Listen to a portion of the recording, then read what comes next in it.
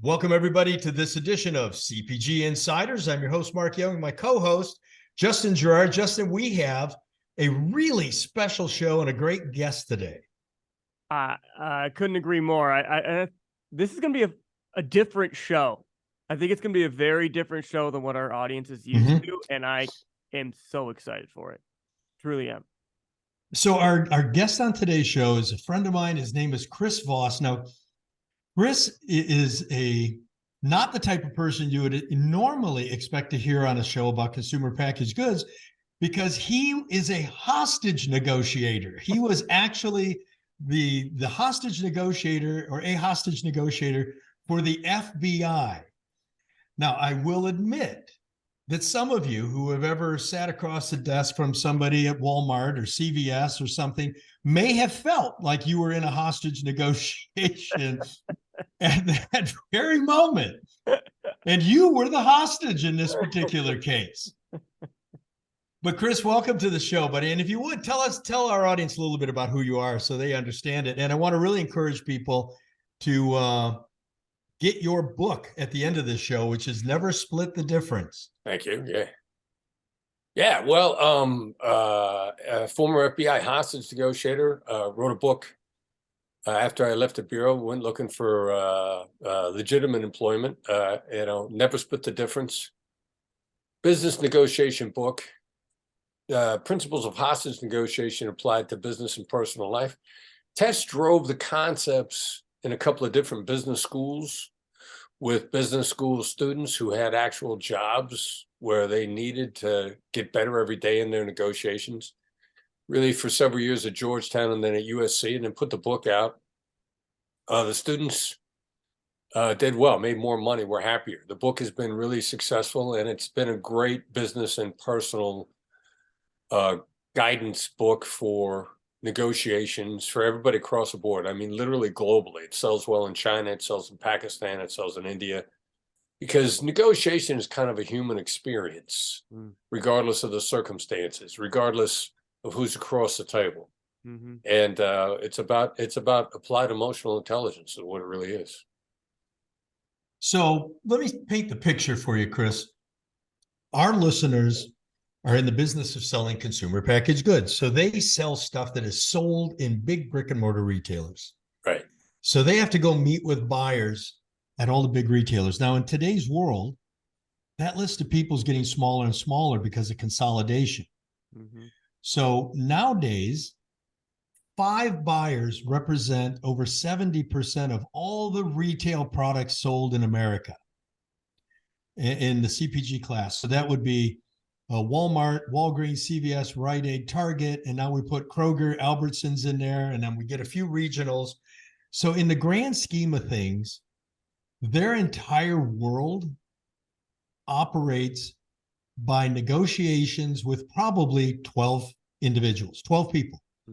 So 12 people in the world, in this country, will control their entire future. That's kind of stressful, isn't it? Yeah, it's a little bit being taken hostage, isn't it? Yeah. So, and it's kind of like, we talk off here, it's almost kind of like having an IRS audit. Because as an entrepreneur, Walmart might say yes to your product, and your product might sell $10 million a year in Walmart, which is a big deal for you, or $20 million. That buyer isn't making $20 million. That buyer is a working person, but is a working person that controls your future during that 30-minute meeting. Right. And I think what happens is, as young entrepreneurs, when I say young, I'm saying new to CPG, where you haven't done a lot of this, getting across the desk from one of these buyers is a pretty high stress meeting. Yeah. For the CPG customer.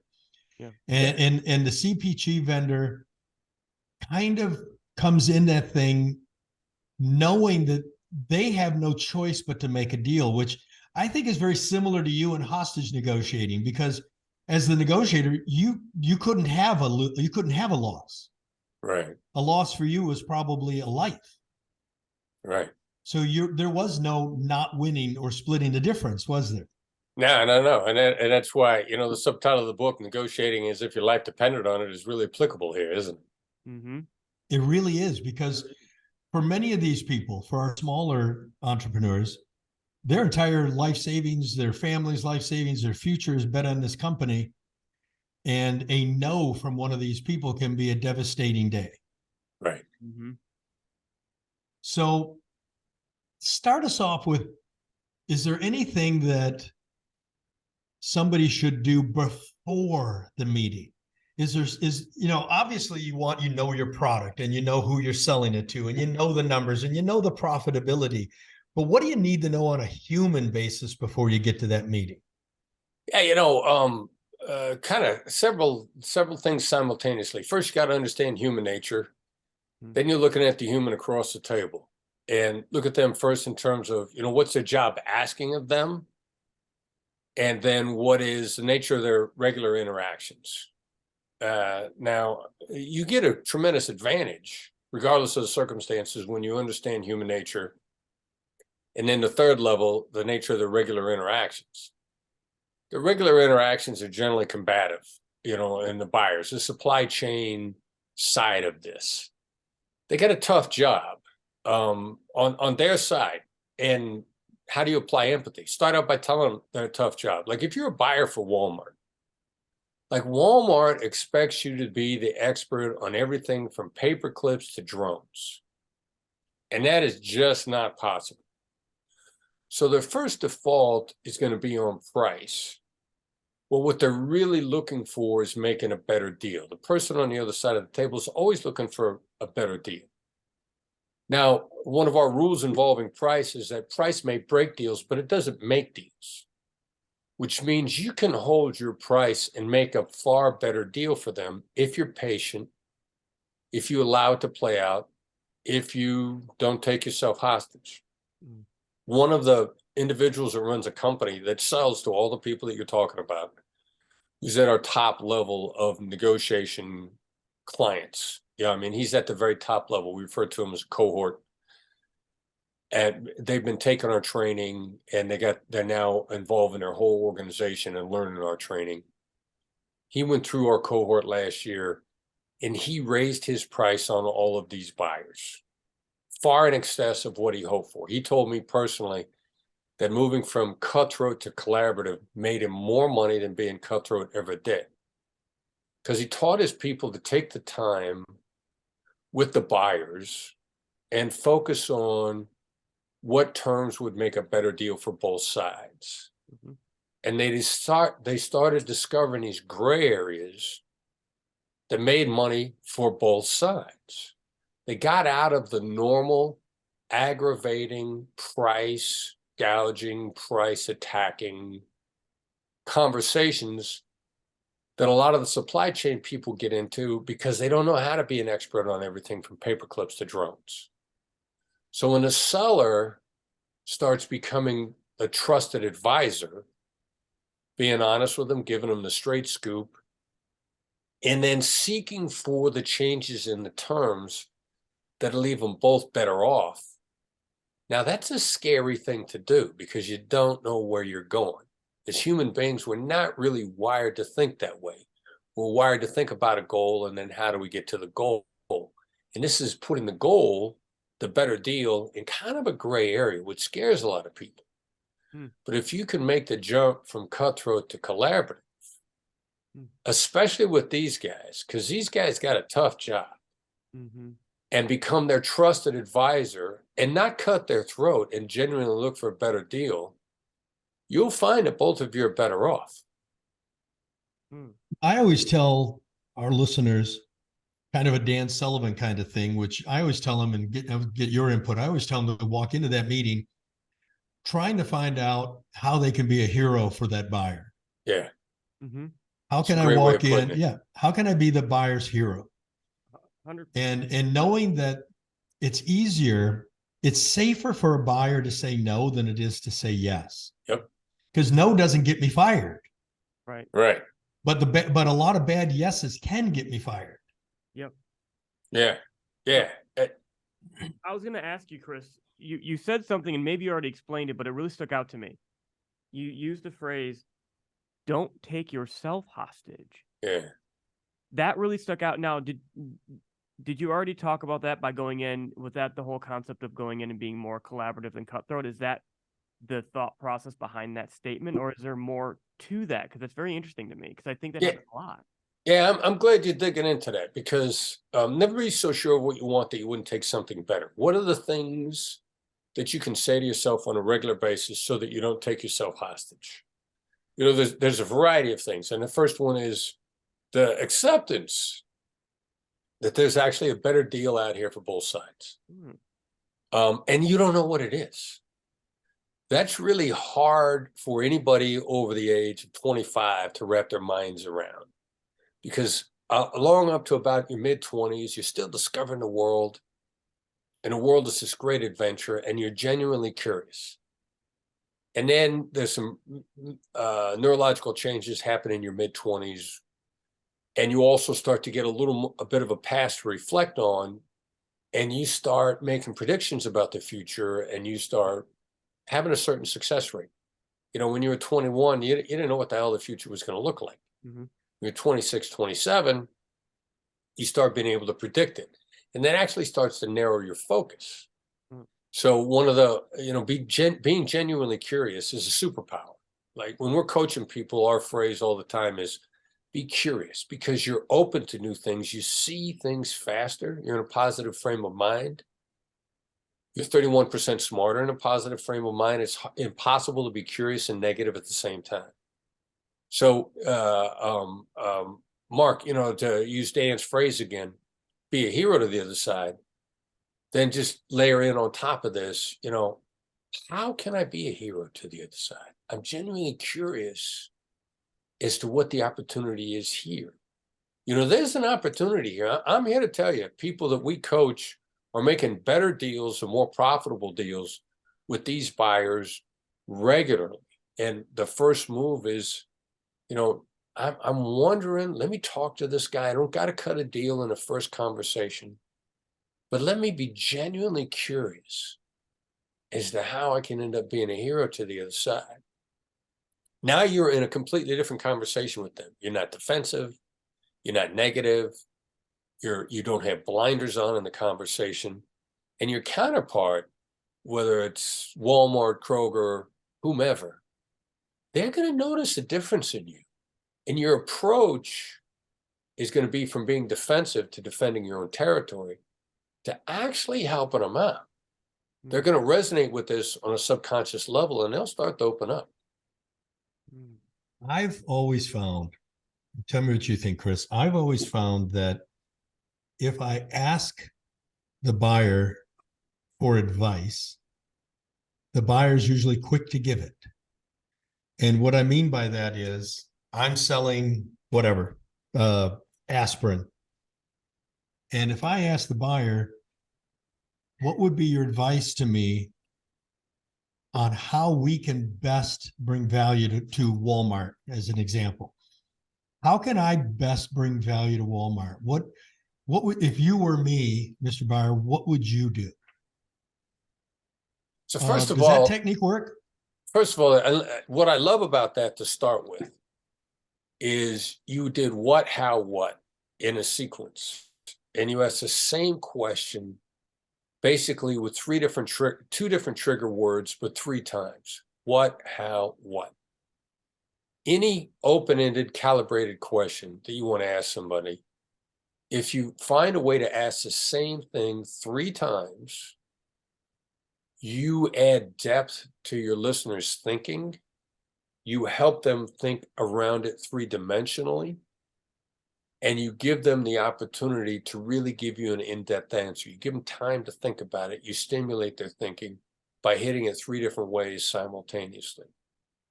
That's completely different from the yes trap nonsense, which anybody out there should get out of it. You know, asking 3 different yeses in a row, the yes momentum, yesable agreements, the momentum selling, you know, that's crap. And that is a really bad habit.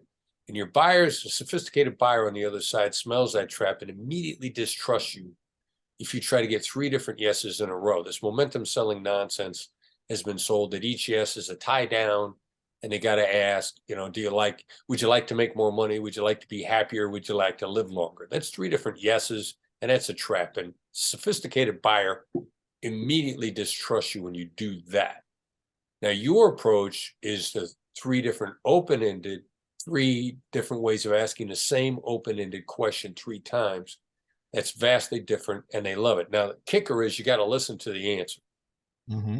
Because they're used to people asking them sellers. They're used to sellers asking them questions and then not listening at all. And they're going to smell that also. So you ask that question 3 times, you're going to get an in-depth answer, and you better listen, and you better show them that you listened before you move on to your presentation. Otherwise, you just condition them that you can ask great questions and simultaneously not listen to the answer. And they're going to pick that up really quickly too. One of the things that I try to do, and it's not easy to do, but I try to do this. We all have a tendency to start creating responses as we're listening to people. Yeah. And I've tried to train myself to not create responses while someone's talking. And part of that is having enough faith in yourself that I'll know how to respond when it's my turn to respond. So you have to have enough confidence to do that. Yeah.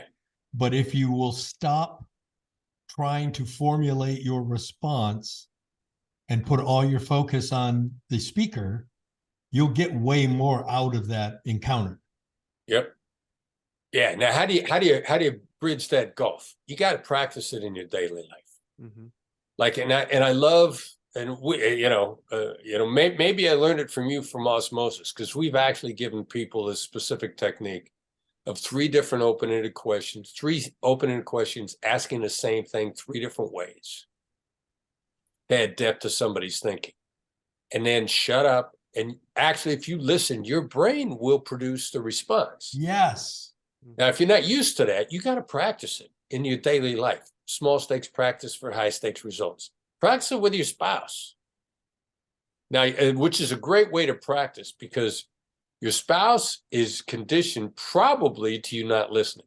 Right. Watch the relationship start to improve. Exactly. Actually listen.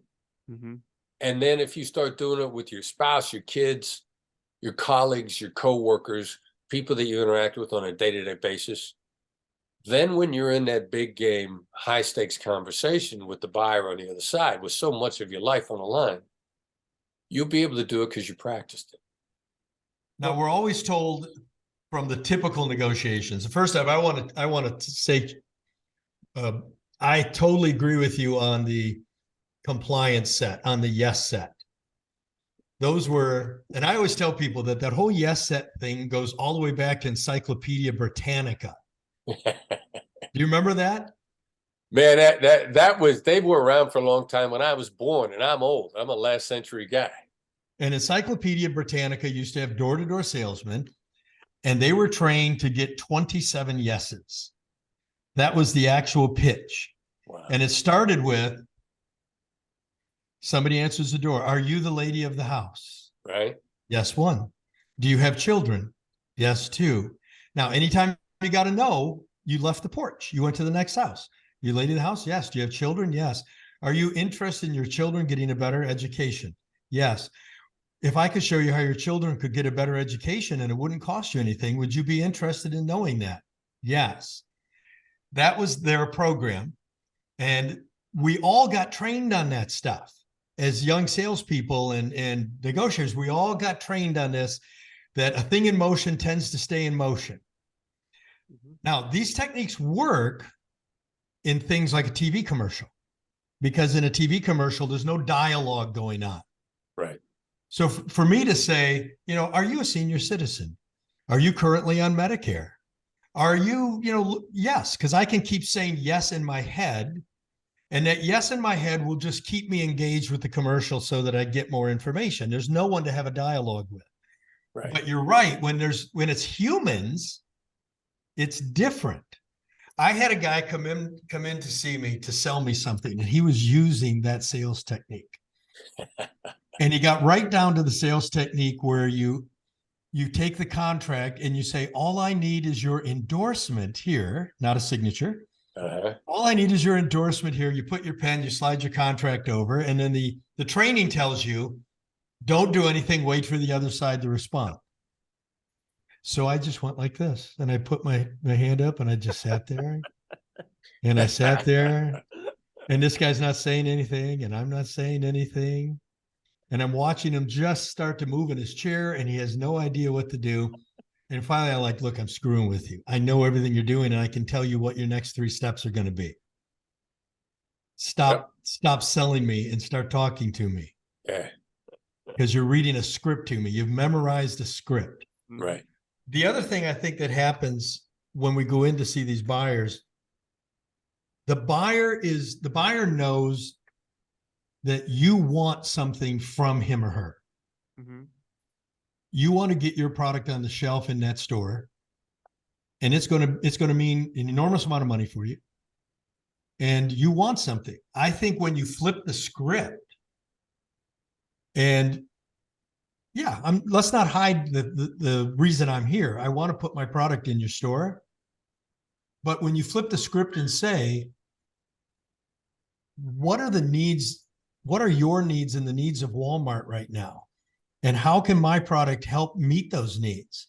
And if you were me, what would you do right now to really bring value to Walmart? And when you throw those questions out there, I think it's a bit disruptive for the buyer, and you force the buyer. I mean, is this true? You're forcing the buyer into a different headspace when you do stuff like that? Well, those are the steps. Absolutely. And then some of it is start laying out to them what your understanding of their position is, because the thing that you talked about before, asking for advice. When you ask somebody for advice, essentially, if they give it to you, they've stepped around the table. They're on your side of the table. They're helping you. They're correcting you. It's enormously satisfying to give advice. And they told you exactly what they want. And they've told you what you want. Now, similar satisfaction, which works the same way, is correction, because effectively advice is correction. So if you start laying out to the other side what their world looks like, which is the definition of empathy, you then nail it or they correct you, which again triggers the same advice giving thing. So you can lay out what they want. Look, of course you want the best price you could possibly get, but you also know that you need a reliable vendor. You need somebody that will consistently provide a product for you that is not going to embarrass you because of its quality. And your turnover costs of changing out vendors all the time is extremely expensive. It's just like firing bad employees. Why don't we fire bad employees? Because it's so expensive to replace them. Mm-hmm. So you need a vendor that you can rely on that will consistently deliver a reliable product, and it will deliver it on time. And your real costs are in unreliable products that you have to back up or you're embarrassed by. Your real cost is in the turnover of vendors. Now, that's what they're looking for. And that gets you immediately out of the price discussion. Now, either you're going to nail it on the head, which they're going to find enormously satisfying and see you differently and connect with you, or whatever you left out, they're going to add, which now they're in this advice giving mode, and they're no longer on the other side of the table. They're on your side of the table trying to solve a mutual problem. I have a tendency when I meet with the buyer, let's say we're selling shampoo to the buyer, and this could be good or bad. You tell me. I have a tendency to, you do your introductions and you get to meet people, and we'll sit down and I will say, well, we're here to talk about XYZ shampoo. And I will say, because exactly what Walmart needs is another bottle of shampoo in the store. That's perfect. I love that, because that's self-effacing humor that breaks the ice, that changes the dynamic in so many different ways. And I usually find the buyer will laugh and agree with me. So there's actually an agreement. Yeah. But there's laughter. But I think it also lets the buyer know, okay, I've got something else in mind here. I realize, okay, this seller realizes I don't need another bottle of shampoo. So they must have something else in their toolbox. Mm-hmm. You also use what I have come to refer to as the Bono method of negotiating. Bono from U2. And, the point is getting somebody to laugh with you early in a conversation laugh with you, and a little bit at your own expense. That's a point of self-effacing humor, no matter how tough the adversary is on the other side. Now, how is this a Bono technique? Bono and Bob Geldof negotiated the forgiveness on the Millennium Project of literally hundreds of millions of dollars of third world debt, African debt. They got the holders of the debt to just forgive it, forget it, wipe it off the books. And Bono has been criticized for pictures of him meeting with Vladimir Putin and laughing with Putin. Like, how dare you laugh with the devil, with this evil man, with this person who only wants to hurt people? He got Russia to forgive a bunch of the African debt. Right. And he knew that no matter who was on the other side of the table, if he could get them to laugh with him early in the conversation, the chances of making a deal was extremely high. And that's why there are pictures of Bono laughing with Putin. And to your point, no matter how treacherous, how tough, how cutthroat the adversary is on the other side, you get him to laugh with you very early, the chances of you making a great deal jump exponentially. Yeah, and that's how I'll do that. I'll say, well, I'm here to talk about the XYZ shampoo because exactly what Walmart needs is another bottle of shampoo on the shelf. And they'll usually laugh. And then I will say, but what I'm really here to find out is I'm here to find out how I can help you and Walmart make more money in the shampoo business. Boom. Boom. Exactly. And what you get out of that as a response, not a yes, but a that's right. Right. You're here for the right reason now. The buyer's going to say, okay, this person actually understands what my job is. Yeah. Because my job as a buyer is to get more money out of this category. Yep. And it's not to promote your product. And it's not just based on price. There's so many other aspects that make something valuable, and it gets you out of that price conversation, which puts you in a position to hold your price. Now, we usually tell our clients, and you don't know this, Chris, but we usually tell our clients in the consumer space, if at all possible, be the highest priced product in the category or almost the highest priced product in the category. And here's the reason we tell people that. Walmart doesn't need the 15th $5 bottle of shampoo. What they need is a $15 bottle of shampoo that former $5 buyers will trade up to because it's so good. Yep. Because 32 points of margin on $15 is a lot more than 32 points of margin on $5. Yep. So you get completely away from the price thing. Now, here's a question I wanted to ask you. We're all trained by experts, so-called experts, not you, but other experts in negotiation. Never go into a negotiation that you're not willing to walk away from. In this world, you're not willing to walk away. Just one account, Walmart, 40% of retail sales of almost every category of consumer packaged goods in America. Walking in and saying, well, I don't need Walmart. I can walk away. First thing, Walmart has 148,000 SKUs in a Walmart supercenter. They can live without 148,001.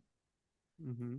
But you can't live without your one. So you really do walk into there in a life, do or die, live or die mentality. So right. How does one gear their brain up for that? Because you had to be in environments where if you screwed up, somebody was going to die.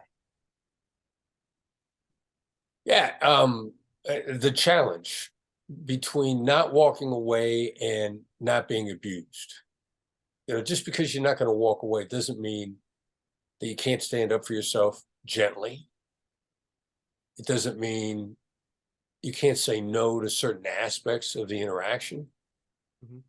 And they want to test you because, can you respectfully and gently stand up for yourself?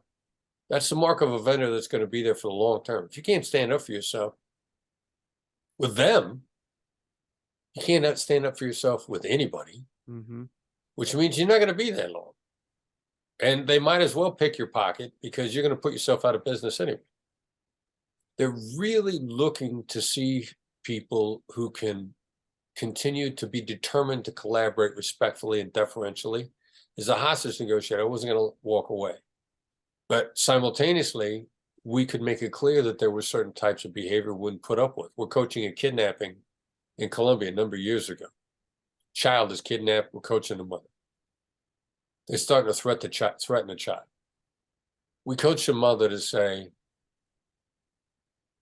I'm going to do what you ask. You're going to get the ransom. But let me be clear. I can never deal with somebody who would threaten a child. And that, which is a contradiction in statements, logically.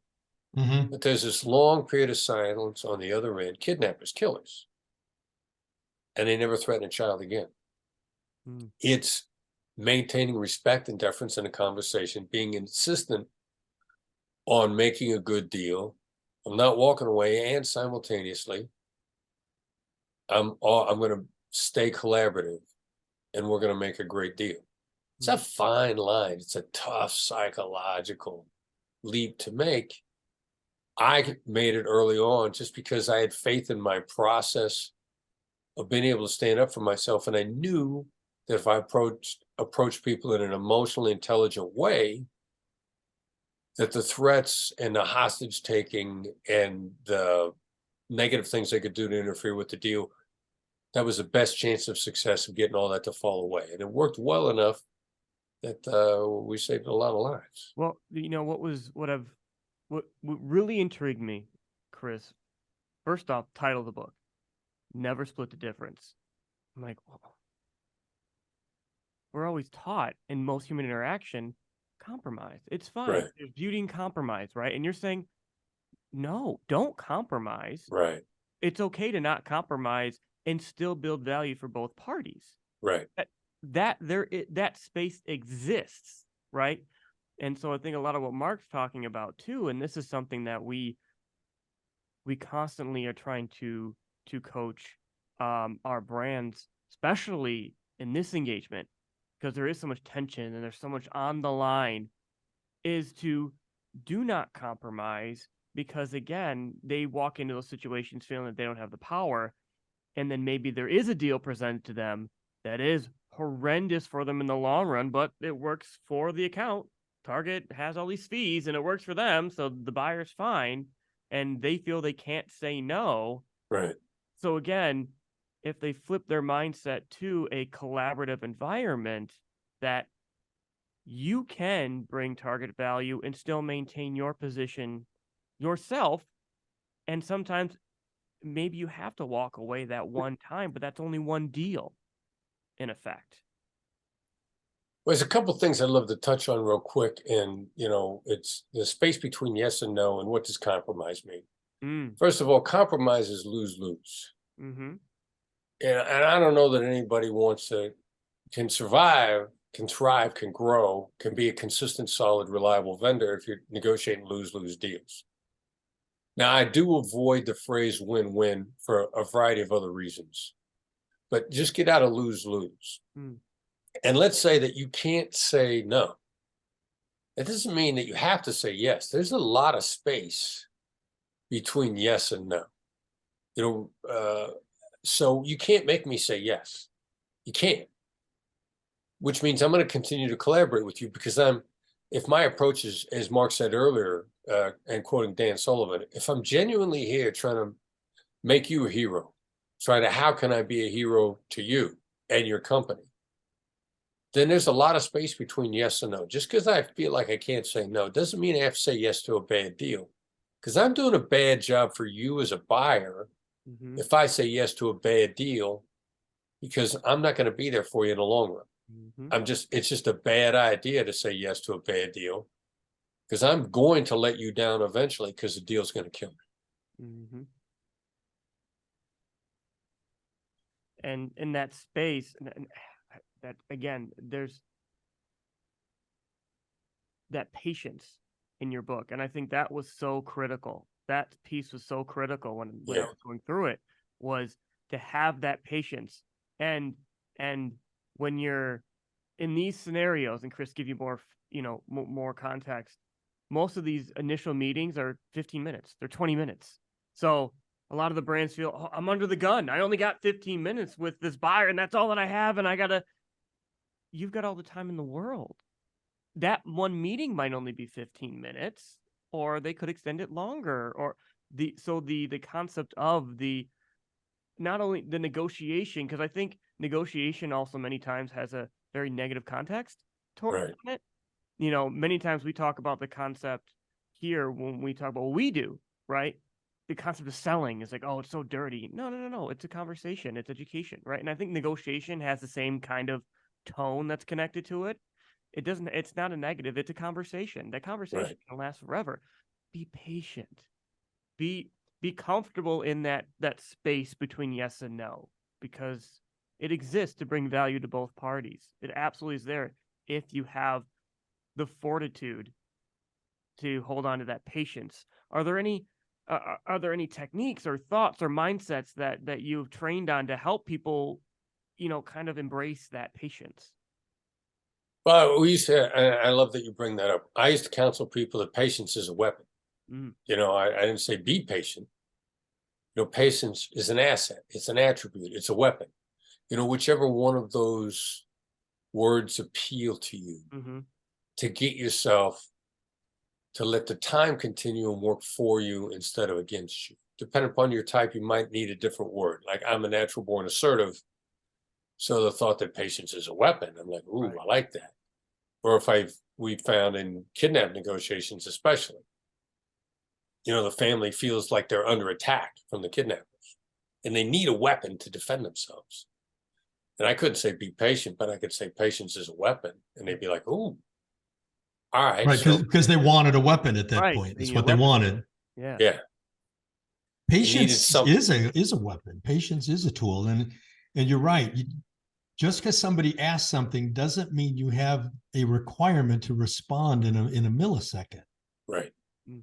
You can give yourself a beat to think about it, but sometimes giving them a beat to think about what they just asked is just as powerful. Mm-hmm. Agree completely. Yeah. Yeah, agree completely. So now you offer training. Walk us through the training. What if our people came to training with you, what would they learn? Well, we do a little Karate Kid stuff, Karate Kid, wax on, wax off. What the learning journey is a little bit different for different people, but we want you to start getting reflexive in a couple of the basic skills. We got a total of 9 skills, but we got something called a quick 2+1, which is labels and mirrors, which are flexible and work under any circumstances with any person on the other side. Whether or not you got to buy time, whether you got to collect information, whether or not you got to develop rapport. They're the 2 negotiation skills that actually do all 3 things simultaneously, which makes them a great time saver. Labels and mirrors, labeling the affective dynamic. Seems like you've given this a lot of thought. Seems like you're under a lot of pressure. Seems like you've got other options. Those are all labels. They tend to trigger information from the other side without asking a question, which opens up the information flow because it's voluntarily. And people love for you to make those observations. So we'll start teaching you that stuff right off the bat. And the labeling technique happens to be one of the most powerful skills when you get really good at it. Like our top level people. On my team, I can work my way all the way through a negotiation, only labeling and nothing else. And I got 9 other tools that I can lean on if I need to. So that's what we start people out with. And then we start, as you get better and better at it. It's like a martial arts skill. Then you learn, you add another move, and another move. Pretty soon you get into flow. And this stuff doesn't just work with a buyer. I mean, this works with your kids. This works with your employees. This works with your wife or husband. We're all communicating and we're all negotiating at some point on everything. Yeah, and our co-author, because never split the difference. Officially, myself and Tal Roz, but in point of fact, my son Brandon is an uncredited co-author. Tal contended to us that every human being is hardwired to collaborate, because we all inherited that. You know, the caveman that didn't collaborate died alone in the dark or got eaten by a saber-toothed tiger because they went out hunting by themselves. And the cavemen that survived collaborate. And so the approach means that every human being, regardless of who's on the other side, whether you're negotiating with buyers in China, they're still human, so they're hardwired to collaborate. And if you stay in this collaboration route, you're going to make a better deal. I want to encourage everybody to think about the training, and I certainly want to encourage everybody to get the book. We'll have links to the book in the show notes, and we'll have links to Chris's website in there also. Chris, before we run, I want to ask you one other question.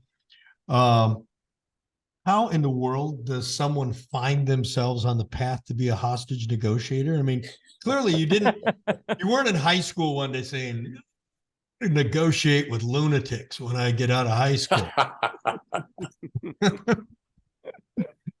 No, you know, it was the cliche, following your bliss. Like it was, you know, it was one interesting thing after another. I mean, I was a police officer, then I was an FBI agent. I was a member of FBI SWAT. And I liked crisis response because it required decisions. Right, but being a SWAT officer is the opposite of being a negotiator.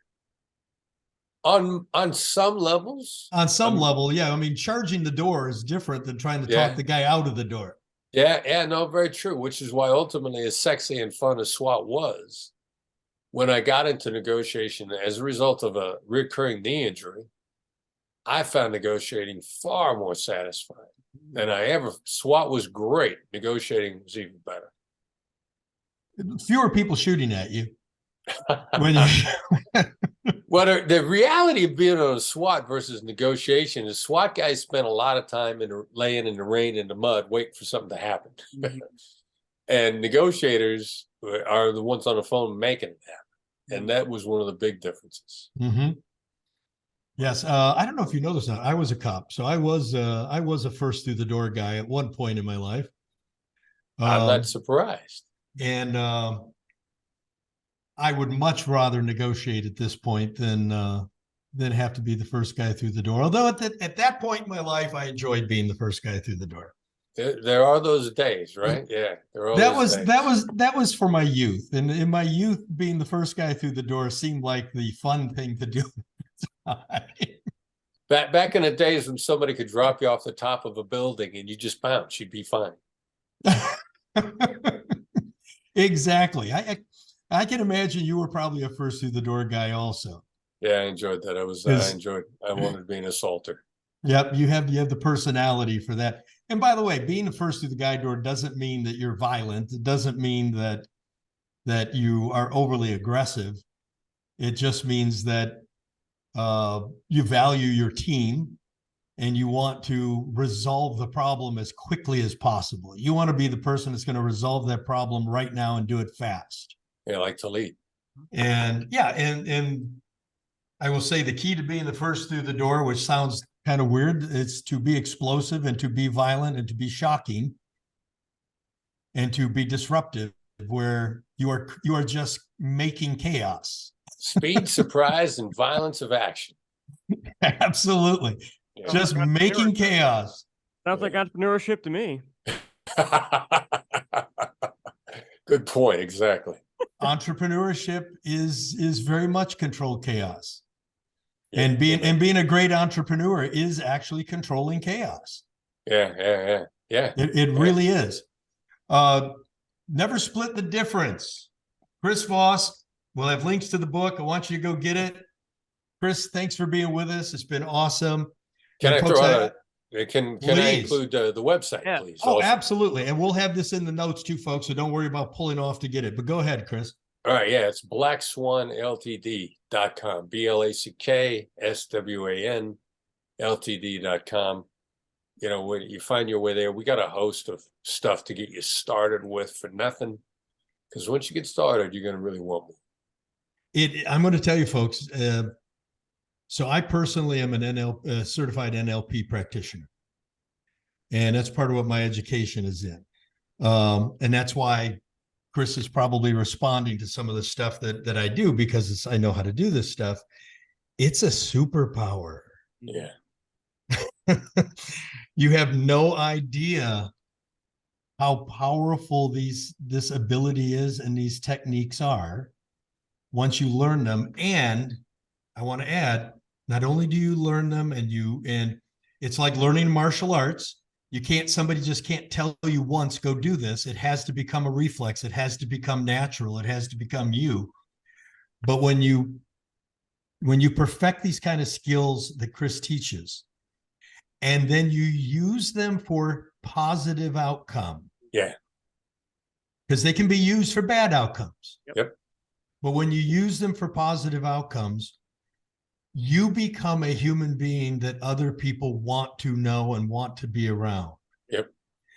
And nothing will have a bigger impact on buyers than being the vendor they're looking forward to visiting with next.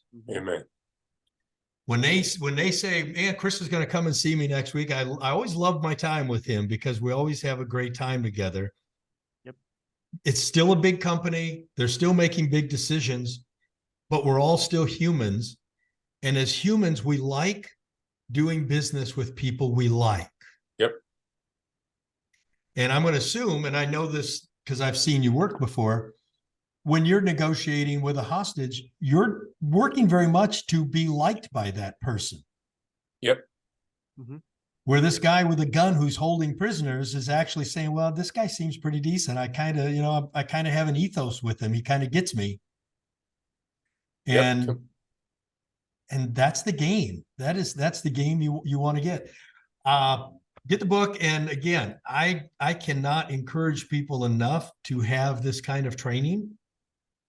It very much has the potential to change your life. Mm-hmm. I firmly believe that. Any last comments, Justin? No. All I can say is thank you so much for your time today, Chris. The book is incredible. It's amazing. Again, people, it is a life skill. It is absolutely a life skill. Don't even look at it as this is only going to help my business. This will genuinely help your life. This will bring value in every aspect of your life. So please go out and get this. If for nothing else, you want to create stronger relationships and a stronger impact on your personal life, read the book for that alone. Yeah, I got to tell you, I've been trained in this stuff for years, and I'm still thinking, geez, maybe I should go to Chris's program here because I'm sure he can teach me stuff. Mm-hmm. That's it for today, folks. If you like the show, pass it on. Wherever you get your podcast, please remember to go leave us a 5-star review. Go to the show notes at CPG Insiders with the episode with Chris Voss, and you'll find links to the website and to the book and everything you need there. Matt will be taking care of making sure that you can find everything. And we will see you on the next episode of CPG Insiders.